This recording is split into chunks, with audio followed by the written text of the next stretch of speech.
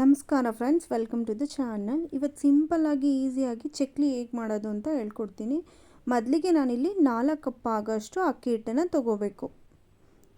ಒಂದೇ ಗ್ಲಾಸಲ್ಲಿ same measurement 4 cup ಆಗೋಷ್ಟು ಅಕ್ಕಿ ಹಿಟ್ಟು ತೊಗೊಂಡಿದ್ದೀನಿ. ಅದೇ ಮೆಜರ್ಮೆಂಟಲ್ಲಿ 1.5 ಕಪ್ ಆಗೋಷ್ಟು ಹುರ್ಗಡ್ಲೆ ತೊಗೊಂಡು ಒಂದು ಮಿಕ್ಸಿ ಜಾರಿಗೆ ಹಾಕ್ಕೋಬೇಕು. 1.5 ಕಪ್ಪಷ್ಟು ಹುರ್ಗಡ್ಲೆ ಮತ್ತು ನಿಮಗೆ ಖಾರಕ್ಕೆ ಎಷ್ಟು ಬೇಕೋ ಅಷ್ಟು ಒಣಮೆಣ್ಸಿಕಾಯಿ ತೊಗೋಬೇಕು. ನೀಟಾಗಿ ಅದನ್ನು ಗ್ರೈಂಡ್ ಮಾಡ್ಕೊಬೇಕು. ನೀಟಾಗಿ ಪೌಡರ್ ಆಗಿ ತರಿ ಇರಬಾರ್ದು. ನೀಟಾಗಿ ಪೌಡರ್ ಆಗಿ ಗ್ರೈಂಡ್ ಮಾಡಿಕೊಂಡು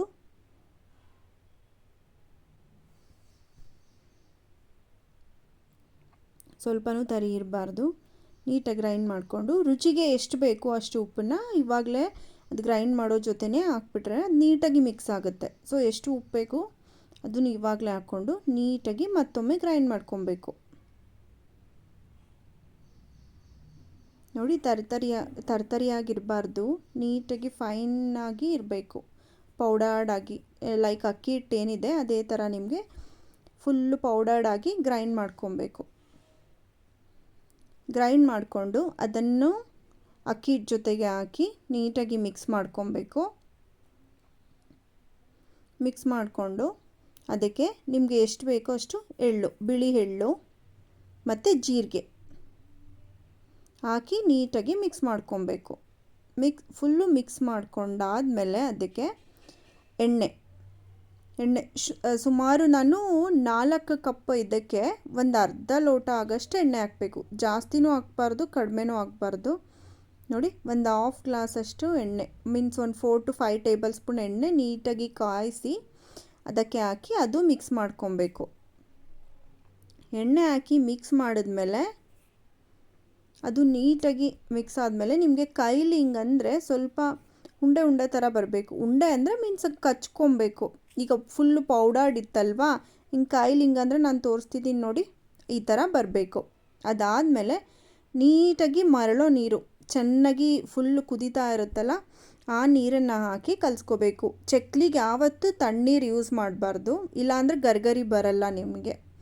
ಫುಲ್ ಕುದೀತಾ ಇರೋ ನೀರನ್ನು ಎಷ್ಟೇ ನೀರು ಹಾಕಿದ್ರೂ ಅದು ಫುಲ್ ಬಿಸಿ ನೀರನ್ನೇ ಹಾಕಿ ಕಲಿಸ್ಕೊಬೇಕು. ತಣ್ಣೀರು ಹಾಕಿದ್ರೆ ಚಕ್ಲಿ ಗರ್ಗರಿಯಾಗಿ ಬರಲ್ಲ. ಫುಲ್ ಬಿಸಿ ನೀರನ್ನೇ ಹಾಕಿ ಕಲಿಸ್ಕೊಬೇಕು. ನೀಟಾಗಿ ಮಿಕ್ಸ್ ಮಾಡ್ಕೋತಾ ಇದ್ದೀನಿ ನೋಡಿ.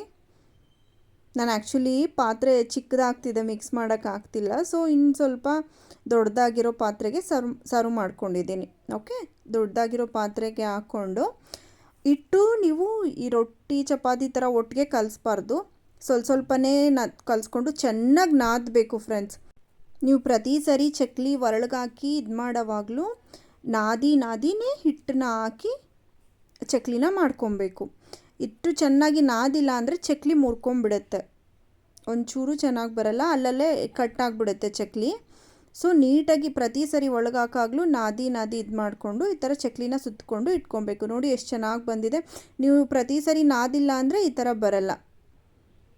ಚೆನ್ನಾಗಾಗಿ ಚಕ್ಲಿ ಎಲ್ಲ ಒತ್ತಾದ್ಮೇಲೆ ಫುಲ್ ಎಣ್ಣೆ ಕಾಯಬೇಕು. ಚೆನ್ನಾಗಿ ಕಾದಿರಬೇಕು ಎಣ್ಣೆ ಕಾದಿಲ್ಲ ಅಂದರೂ ಫುಲ್ ಗಟ್ಟಿ ಆಗಿಬಿಡುತ್ತೆ ಚಕ್ಲಿ. ಎಣ್ಣೆ ಚೆನ್ನಾಗಿ ಕಾದ್ಮೇಲೆ ಹಾಕಿ ಎರಡೂ ಕಡೆನೂ ತುಂಬ ಹೈ ಫ್ಲೇಮು ಮಾಡಬೇಡಿ, ಮೀಡಿಯಮ್ ಫ್ಲೇಮಲ್ಲೇ ಎರಡು ಕಡೆನೂ, ಮೀಡಿಯಮ್ಗಿಂತ ಸ್ವಲ್ಪ ತುಂಬ ಹೈ ಇದ್ದರೆ ಮೇಲ್ಗಡೆ ಎಲ್ಲ ಸೀದೋಗ್ಬಿಡುತ್ತೆ.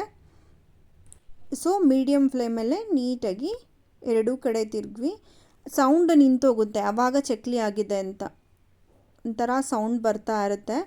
ಸೌಂಡ್ ನಿಂತೋಗಿ ಚಕ್ಲಿ ಎಲ್ಲ ಕೆಳಗೆ ಕೂತ್ಕೊಂಡ್ಬಿಡುತ್ತೆ. ಆವಾಗ ಚಕ್ಲಿ ರೆಡಿ ಆಗಿದೆ ಅಂತ ಅರ್ಥ. ಆಮೇಲೆ ನೀಟಾಗಿ ಎಣ್ಣೆ ಎಲ್ಲ ಸೋರಿಸ್ಕೊಂಡು ಒಂದು ಟಿಶ್ಯೂ ಪೇಪರ್ ಮೇಲೆ ಹಾಕ್ಕೋಬೇಕು. ನೋಡಿ ಎಷ್ಟು ಚೆನ್ನಾಗಿ ಬಂದಿದೆ ಅಲ್ವಾ. ಒಂದು ಇದಾಗಿಲ್ಲ, ನೀವು ಹಿಟ್ಟು ಹೆಂಗೆ ಕಲಿಸ್ತೀರಾ ಅದ್ರ ಮೇಲೆ ಡಿಪೆಂಡ್. ನೀಟಾಗಿ ಹಾಕಿ ಸರ್ವ್ ಮಾಡ್ತಾಯಿದ್ರೆ ಎಷ್ಟು ಗರ್ಗರಿಯಾಗಿ ಈ ಮಳೆಗೆ ಚಳಿಗೆ ಸೂಪರಾಗಿರುತ್ತೆ ಫ್ರೆಂಡ್ಸ್. ತುಂಬ ಈಸಿಯಾಗೂ ಮಾಡ್ಕೊಬೋದು, ಟ್ರೈ ಮಾಡಿ. ನೆಕ್ಸ್ಟ್ ಬ್ಲಾಗಲ್ಲಿ ಸಿಗ್ತೀನಿ. ಬಾಯ್. ನೋಡಿ, ವೆರಿ ಯಮ್ಮಿ ಅಲ್ವಾ.